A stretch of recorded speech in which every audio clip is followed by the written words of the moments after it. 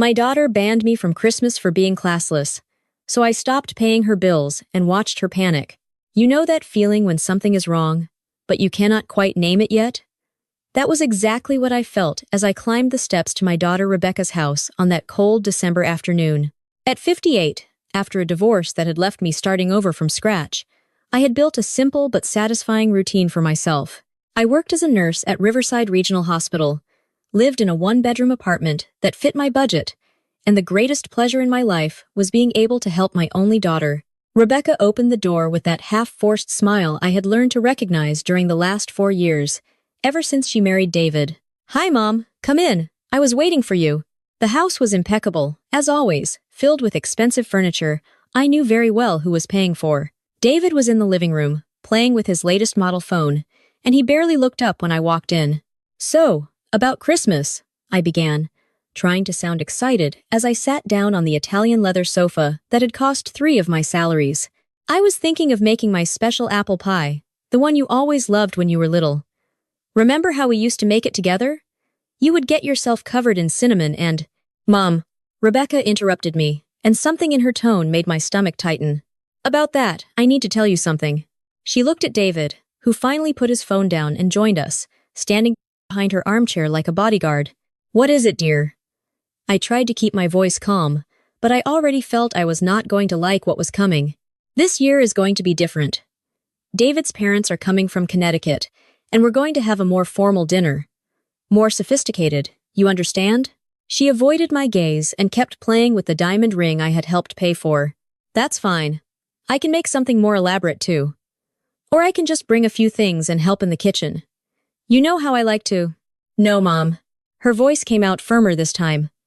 Colder. "What I'm trying to say is that, well, it would be better if you didn't come this year." The words hung in the air like toxic smoke. I blinked a few times, trying to process what I had just heard. "What do you mean, me not go? It's Christmas, Rebecca. We always spend Christmas together." David cleared his throat and took a step forward.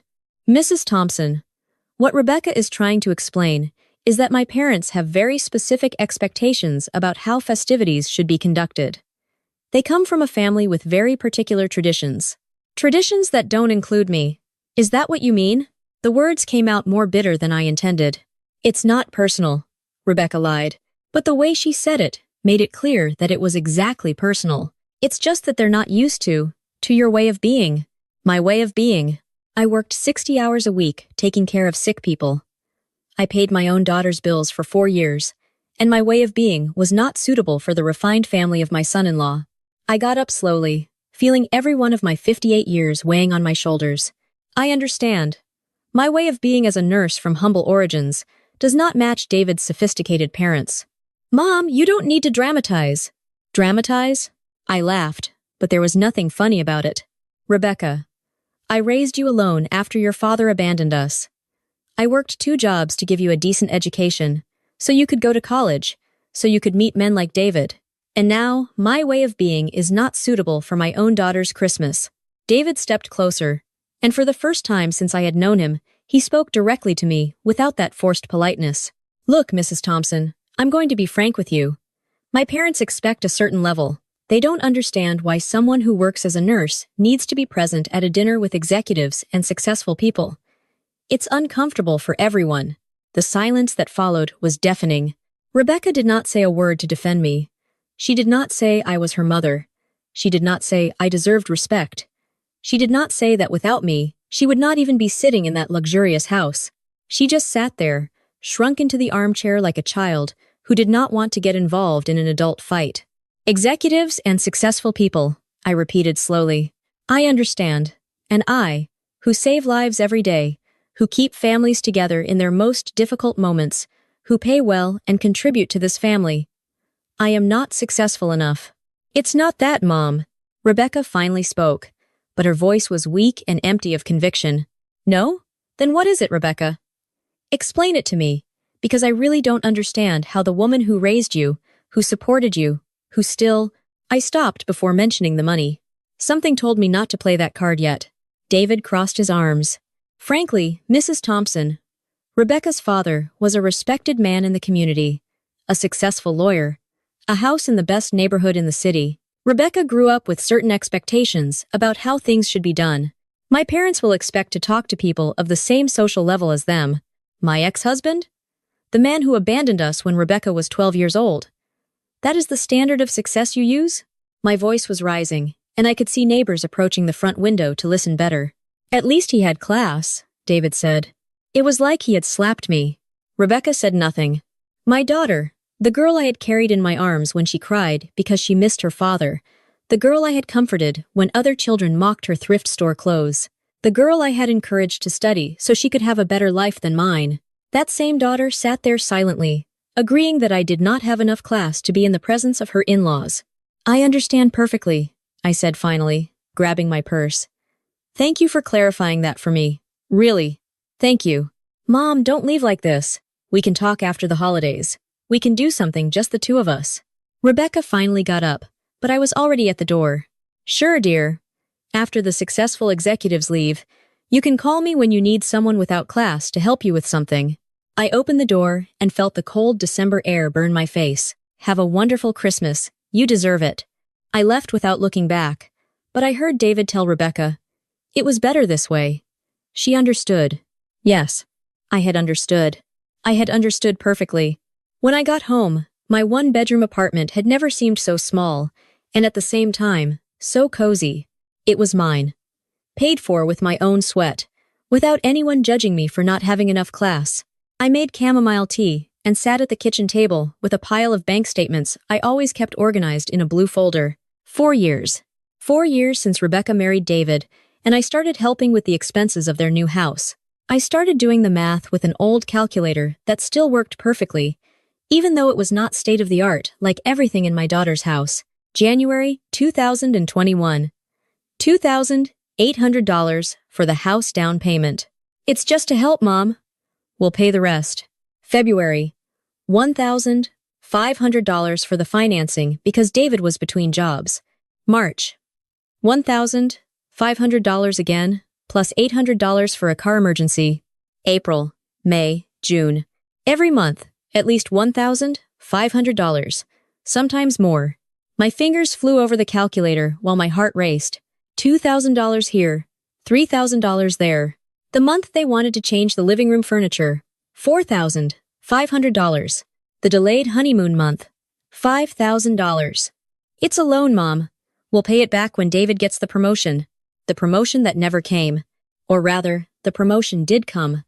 But then they needed to invest in appearance for the new position. Clothes, accessories. That 2023 silver sedan sitting in their garage. When I finished the calculation, I stared at the number on the calculator for about 5 minutes. Shirawan Sensensubai Wushimayon. That was just counting the direct transfers I could trace in the statements. It did not include the expensive birthday gifts, the dinners I paid for when we went out together, the clothes I bought for her so she could look presentable at David's events. Shirawan Sensenmayuan. Do you know how much I had in my savings account? Itian Lambai Mayan. Do you know where I spent my last 3 vacations? Nowhere. Do you know the last time I bought new clothes for myself? I could not even remember. I picked up the most recent statement and saw it there. Monthly automatic transfer. Rebecca Thompson Miller.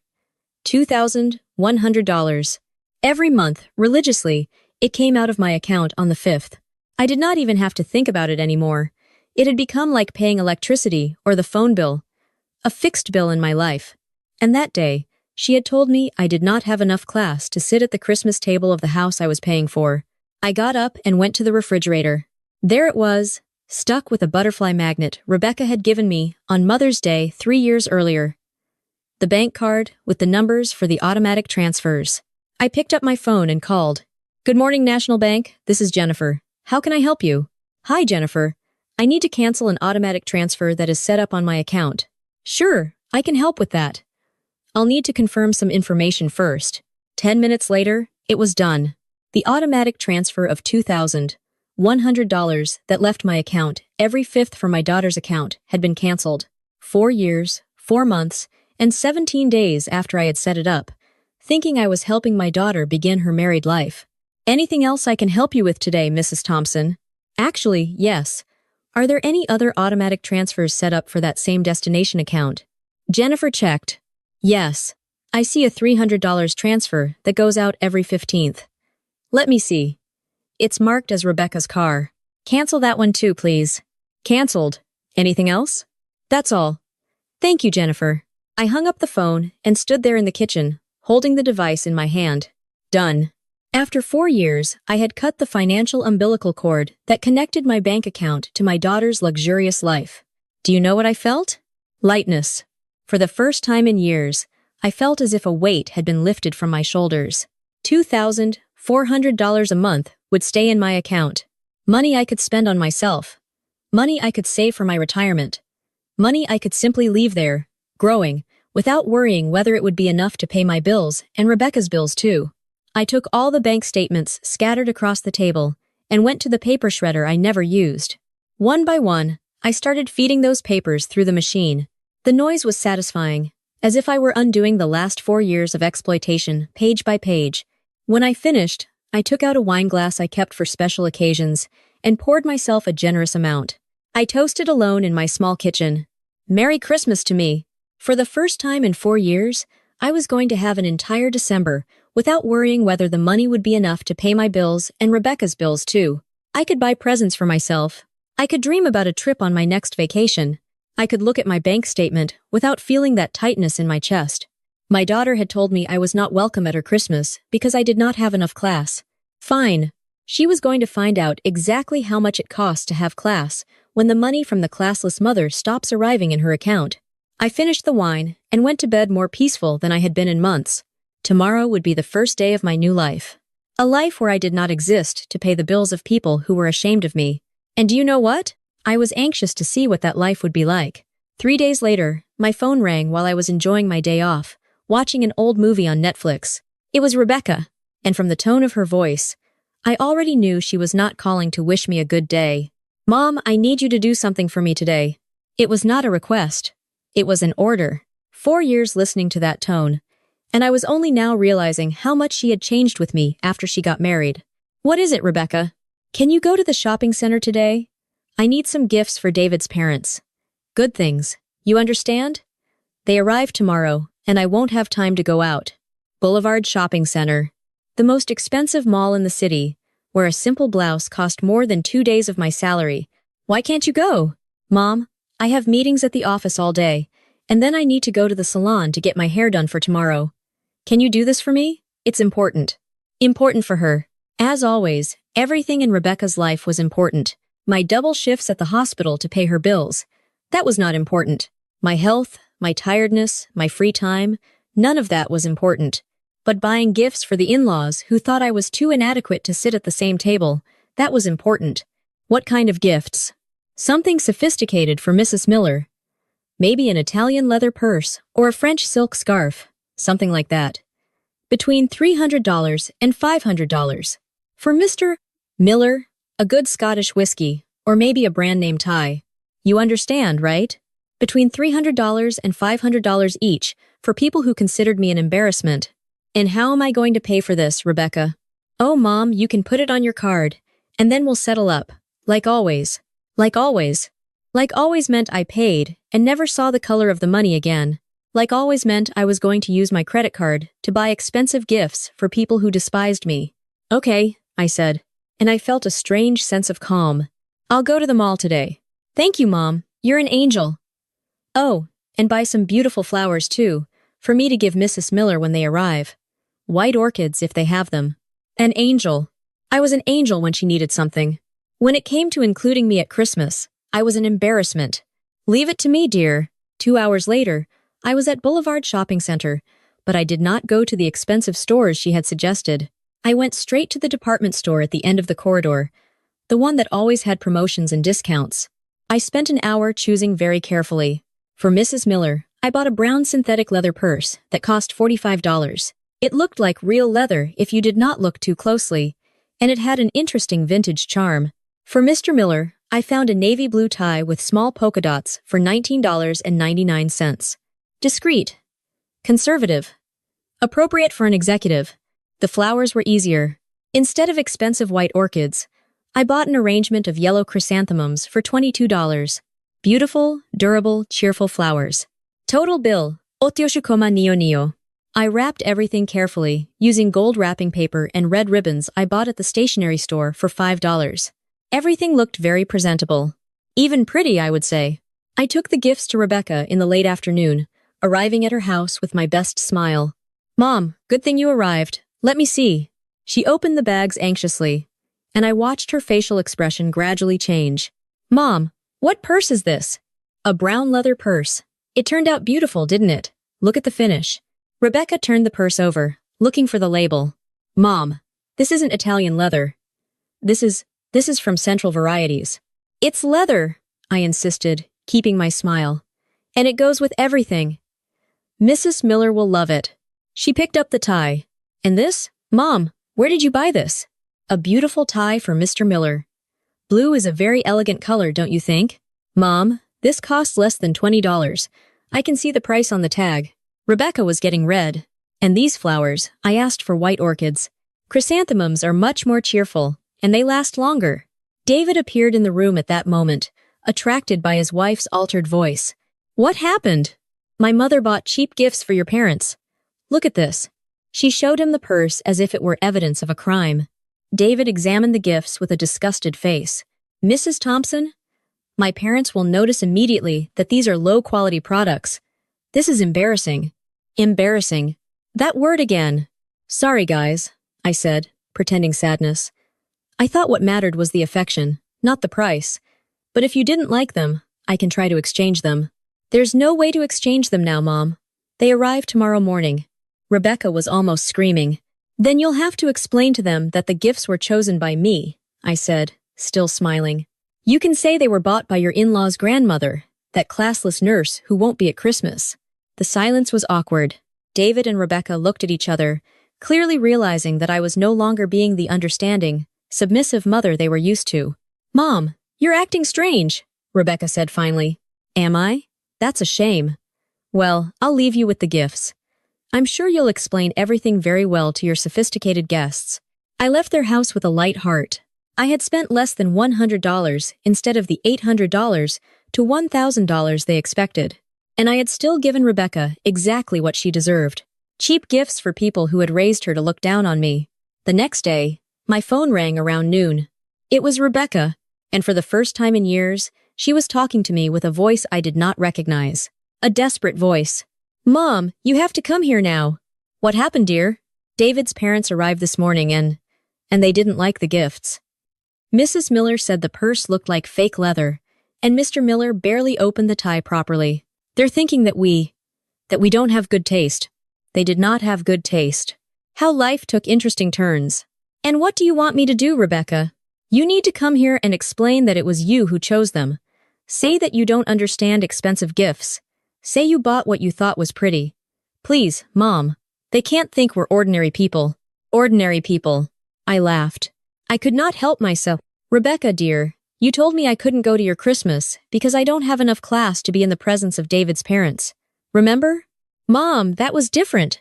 And now you want me to go there to take the blame for the cheap gifts and save your reputation with your in-laws? Please, Mom, just this once." "No." The word came out so simple, so definitive, that even I was surprised. "What do you mean, no?" "No, I won't go. You don't want me there, remember? I would ruin the sophisticated atmosphere. Solve it with your refined in-laws however you can. I don't exist for you anymore, remember?" "Mom, you can't do this to me." But I had already hung up, and for the first time in 4 years, I hung up on my daughter while smiling. That night, I could not sleep, but it was not because of anxiety or remorse. It was because of a strange and new sensation. Freedom. For the first time in 4 years, I had said no to my daughter, and the world had not ended. In fact, I felt better than I had felt in a long time, but something still bothered me. I had cut off the money. I had stopped being the submissive mother who did everything they told me to do. But there was still a rope connecting me to them, a rope called inheritance. The next morning, I called the law office that had handled my divorce 10 years earlier. The secretary managed to fit me into Dr. Smith's schedule for 2:00 inches the afternoon.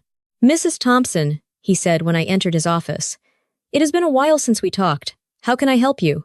"Dr. Martinez, I need to make a will." He picked up a notepad and pen. "Of course. It's always good to have these documents organized. I imagine you want to leave everything to your daughter, Rebecca. Actually, no. He looked up from the paper, surprised. No? No. I want to leave all my assets to charitable institutions. Municipal Children's Hospital, Santa Antonio Nursing Home, and the Cancer League, divided equally among the three. Dr. Smith stared at me for a moment, clearly trying to process what I had just said. Mrs. Thompson, may I ask if there has been some problem with your daughter? Because this is very what? Very drastic? Very cruel? I laughed. Dr. Martinez, my daughter told me 3 days ago that I am not welcome at her Christmas because I don't have enough class to be in the presence of her in-laws. The in-laws who came to know her luxurious house, her imported car, and the lifestyle she could never have maintained without my money. He wrote something down. I understand. And this is a definitive decision? Completely definitive. I want it to be very clear in the will. Rebecca Thompson Miller is explicitly excluded from any inheritance. 0 cents. 0 properties. And if she contests it, that is exactly why I'm here, doctor. I want this document to be uncontestable. I want it to be clear that I am in full use of my mental faculties, and that this is a conscious and deliberate decision. Dr. Smith made more notes. Very well. I need to warn you that there is a fee for this type of more detailed will. About $500. No problem. And there really was no problem. After all, I had just saved $2,400 a month. $500 was little to ensure that my daughter would never see a cent of what I had worked my whole life to save. May I ask how much we are talking about, in terms of inheritance? I had done the math the night before. My savings account has about $85,000, plus the retirement plan, which should have about $60,000. My apartment is paid off and is worth approximately $120,000 in the current market. Life insurance of $50,000. Total, a little over $300,000. $300,000 that I had saved working day and night, economizing on everything, living simply. $300,000. My daughter was counting on being hers one day, not even imagining that she herself had dug her own financial grave. And are you absolutely certain of this decision, Mrs. Thompson? Doctor, I have worked as a nurse for 32 years. I have seen families destroy themselves over money, children who only show up when they need something, people who treat relatives like personal banks. My daughter turned me into exactly that. A personal bank. And personal banks don't deserve to be loved or respected, just used. He finished writing and looked at me. Very well. I'll prepare the documents. I can have everything ready by Friday. Perfect. When I left his office, I felt like I had just done the smartest thing of my life. Rebecca had taught me that love meant nothing if it did not come accompanied by money. Very well. She was going to learn that disrespect also had a price. On Friday, I returned to the office to sign the will. Dr. Smith had done an impeccable job. The document made it crystal clear that Rebecca Thompson Miller was completely excluded from the inheritance due to a consistent pattern of disrespect and financial exploitation of the testator. Done, he said when I finished signing. This will is registered and valid. Do you want a copy?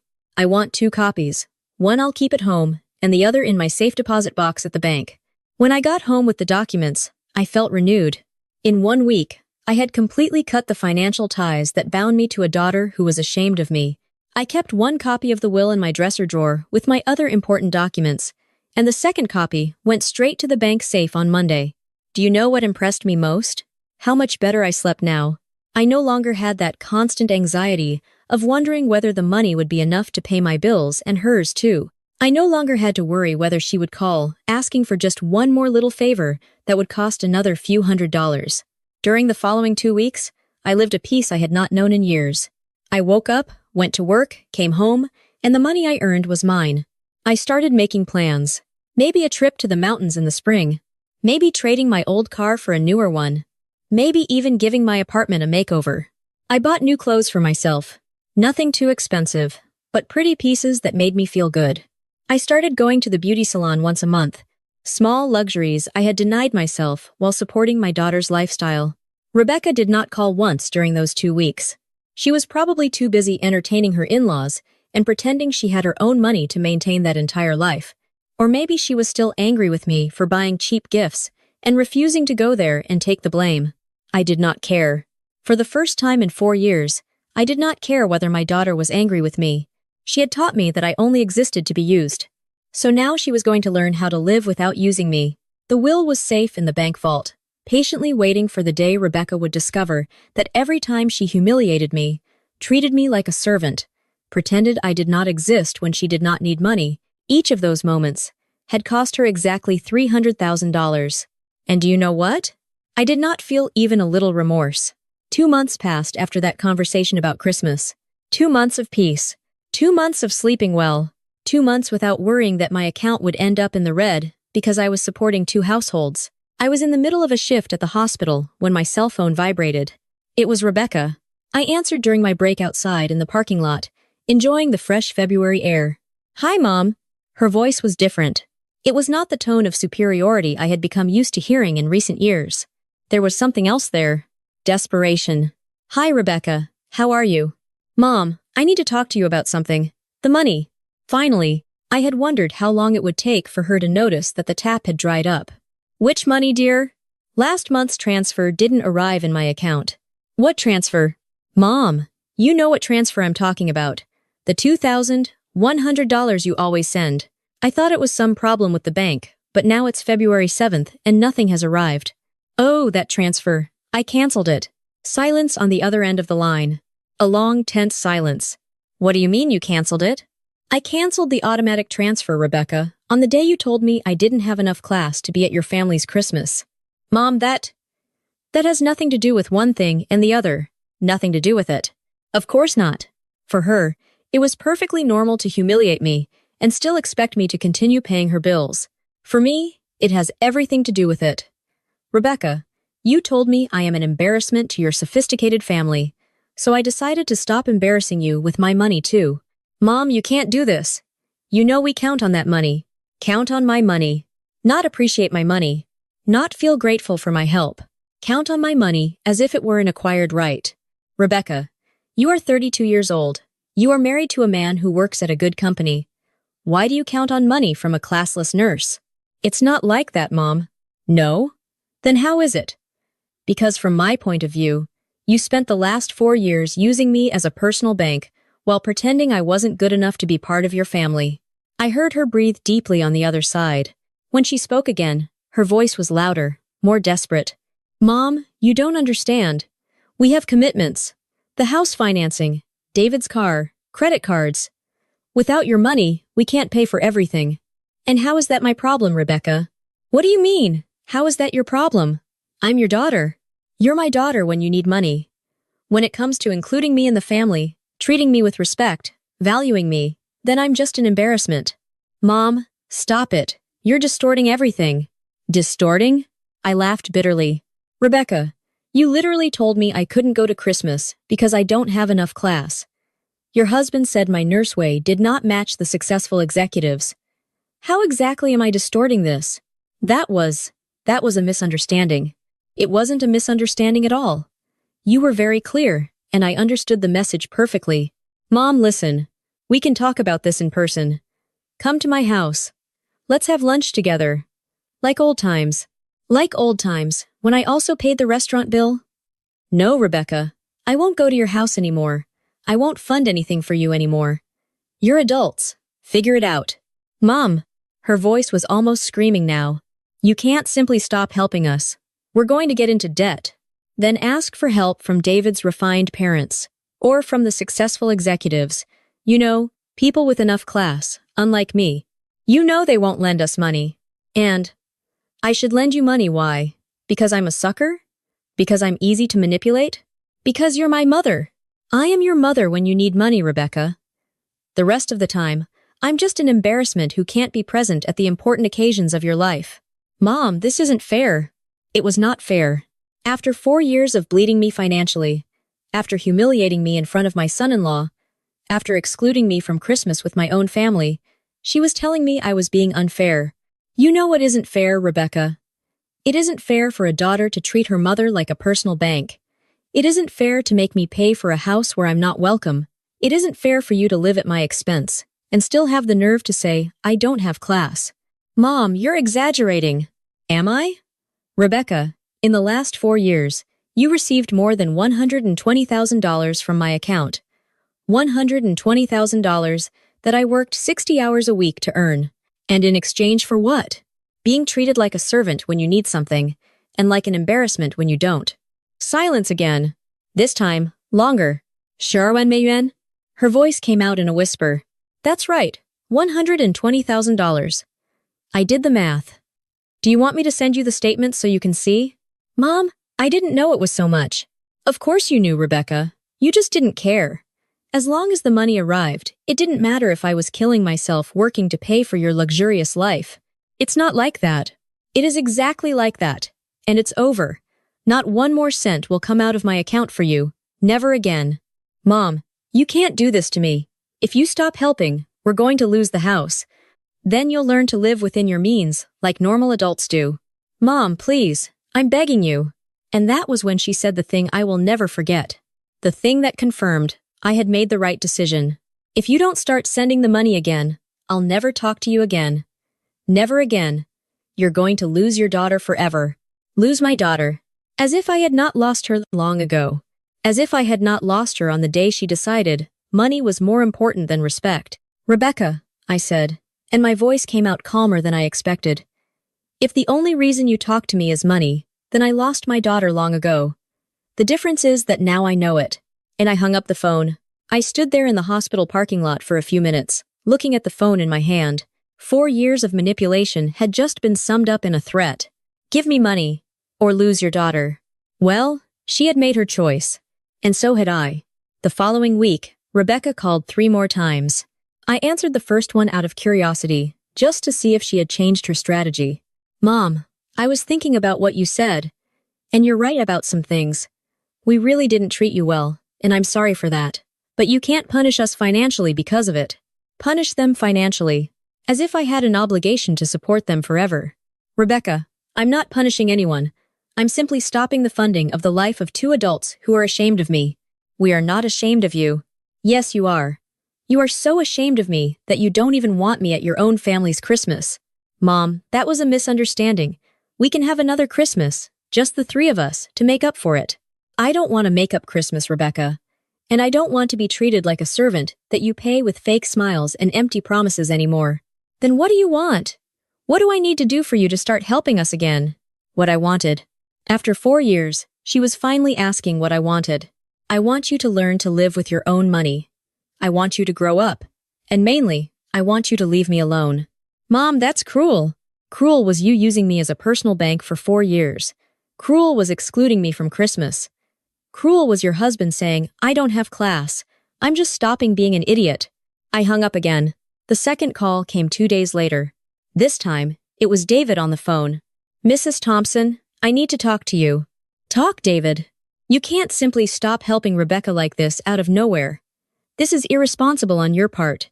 Irresponsible on my part. A 35-year-old man was calling me irresponsible because I no longer wanted to pay his bills. David, you are not my responsibility. You are married adults. But you always helped. Rebecca counts on that money. And you never thought about living without it? You never thought about making a budget based on your income, not mine? It's not that simple. Yes, it is, David. It is very simple. You earn money. You only spend what you earn. Like everyone else. You're being vindictive because of that Christmas story. This is pettiness. Pettiness. After insulting me, excluding me, and using me, he was accusing me of pettiness. David, you told me I don't have enough class to be in the presence of your family. Very well. People without class should not pay the bills of people with class. Problem solved. You're distorting. I'm not distorting anything. I'm simply stopping being a sucker. I hung up. Then I blocked his number. The third call came a week later. Rebecca was crying. Mom, we're going to lose the house. The bank sent a notification. If we don't pay the overdue amounts by the end of the month, they're going to foreclose. Part of me felt a pang of something. It was not exactly pity. It was more like a distant sadness. The kind you feel when you see tragic news on television about people you do not know. I'm sorry to hear that, Rebecca. Mom, can you help us one last time? Just this once, I promise. No. Mom, please, it's only $8,000 to bring everything up to date. Ba Tian Mei Yuan. 4 months of what I used to send them. Money I had in my account. Money that could solve their problem temporarily. Rebecca, if I give you that $8,000 today, how long will it take before you need more money? It won't be necessary. We learned our lesson. What lesson did you learn? That you can mistreat me all you want, because in the end, I always pay your bills? It's not that. It is exactly that, Rebecca. You think you can humiliate me, disrespect me, exclude me from the family, and even so, I'll still be here to solve your financial problems. Mom, I can't lose my house. Then ask David's sophisticated parents for money. Or sell the imported car. Or get a second job. Do what normal adults do when they have financial problems. You know they won't lend money. And why should I lend it? Because I'm more of a sucker than they are. Because you're my mother. Rebecca, listen carefully to what I am going to say, because this is the last time we are going to have this conversation. My voice came out firm, definitive. You made a choice when you decided I wasn't good enough to be in your family. You made a choice when you allowed your husband to insult me to my face. You made a choice when you treated me like a servant for 4 years. Mom, now I am also making a choice. It is not my problem if you lose the house. You have a wonderful husband and refined in-laws who think you are better company than me. Ask them for help. I don't exist for you anymore. Remember? That is what you taught me. Mom, please don't do this to me. Goodbye, Rebecca. Good luck. I hung up and blocked her number 2. 3 years have passed since that last conversation. 3 wonderful years. With the $2,400 a month that no longer left my account, I managed to completely renovate my apartment. I changed all the furniture. I painted the walls. I put in new flooring. Now I have a home that is truly mine. Decorated my way. Paid for with my money. I traveled to the mountains in Colorado twice. I visited the Grand Canyon. I went on a Caribbean cruise last year. I had always wanted to travel, but I never had money left over. Now I do. I bought a new car, a 2024 blue Honda Civic, that I simply loved from the moment I saw it at the dealership. I paid cash with the money I had been saving for 2 years. I retired at 61, earlier than I had planned, because I discovered that my retirement plus my savings were enough for me to live comfortably without working 60 hours a week. Sometimes I run into acquaintances in town who ask about Rebecca. How is your daughter? I haven't seen her in a while. My answer is always the same, said with a genuine smile. I don't have a daughter. At first, people were confused. They thought I was joking. Over time, they understood I was serious. They stopped asking me about her. I know from other people's comments that Rebecca and David really did lose the house. I know they moved into a smaller apartment. I know David had to sell the imported car. I know Rebecca went back to working full-time. I do not feel sorry. I do not feel remorse. I do not feel nostalgia. For the first time in years, I feel peace. Yesterday, I was organizing my documents and found an old photo of Rebecca as a child, smiling at the camera with 2 baby teeth missing. For a moment, I felt a pang of something. Nostalgia, maybe. Then I remembered her voice on the phone. You don't have enough class to be at our Christmas. I tore up the photo and threw it in the trash. This morning, I woke up, made my coffee, sat on the balcony of my renovated apartment, and planned my next trip. I am thinking about Europe. I have always wanted to see Paris. At 61, I finally learned that family is not who shares blood with you. Family is who respects you, who values you, who wants you around. Not for what you can give, but for who you are. I do not have biological family anymore, but I have a good life. A life that is mine. Paid for with my money, decorated with my taste, lived on my terms. Rebecca taught me that I was not good enough for her. I learned that she was not good enough for me. And I am very well this way.